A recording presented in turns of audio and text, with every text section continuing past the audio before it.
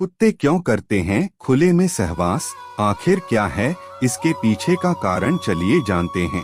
नमस्कार दोस्तों, संपूर्ण सनातन ज्ञान यूट्यूब चैनल में आपका स्वागत है। दोस्तों, आप लोगों ने कई बार कुत्तों को खुले में सहवास करते देखा होगा, पर क्या आपने कभी सोचा कि ऐसा क्यों है? आखिर किस वजह से कुत्ते ऐसा करते हैं? कहीं ये उनकी किसी भूल की सजा तो नहीं है या कोई और कारण है? चलिए जानते हैं। दरअसल महाभारत काल में एक ऐसी शर्मनाक घटना घटित हुई थी जिसने कुत्तों की पूरी जाति का भविष्य ही बदल दिया था। आपको बता दें कि कुत्तों को ये श्राप किसी और ने ही बल्कि पांडवों की पत्नी द्रौपदी ने दिया था। अब सवाल ये उठता कि पांचाली का भला कुत्तों से क्या दुश्मनी थी और उन्होंने कुत्तों को ही ये श्राप क्यों दिया?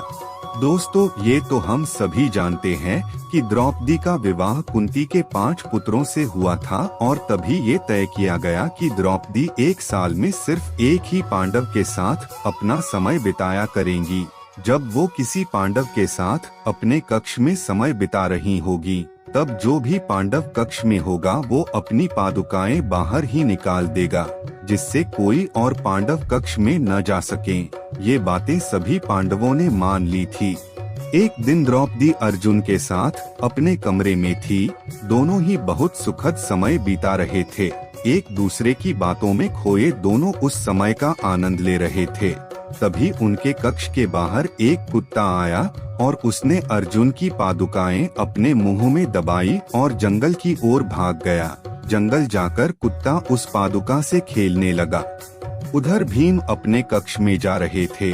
उन्होंने देखा कि द्रौपदी के कक्ष के बाहर कोई पादुकाएं नहीं। इसका मतलब है कि वो इस समय कक्ष में अकेली है। भीम बिना कुछ सोचे तुरंत कक्ष के अंदर चले गए।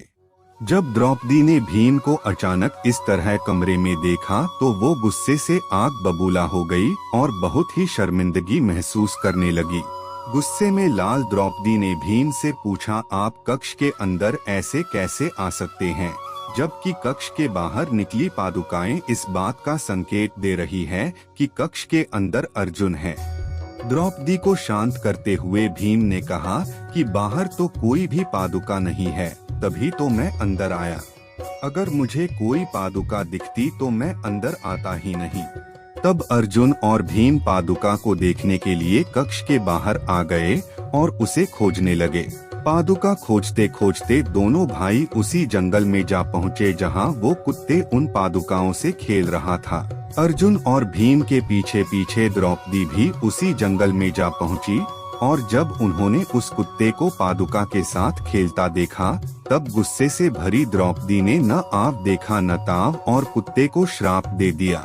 उन्होंने श्राप देते हुए कहा कि आज तुम्हारी वजह से मुझे भीम के सामने शर्मिंदा होना पड़ा है, इसलिए मैं तुम्हें और तुम्हारी पूरी जाति को खुले में सहवास करने का श्राप देती हूँ। और तभी से ये श्राप कुत्ते आज तक भुगत रहे हैं। हालांकि ये कहानी किसी भी ग्रंथ में नहीं मिलती।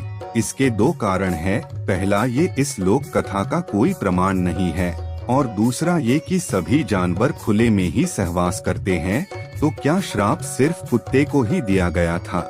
यही कारण है कि कुछ लोग इसे सच मानते हैं तो वही कुछ लोग इसे काल्पनिक कथा बताते हैं।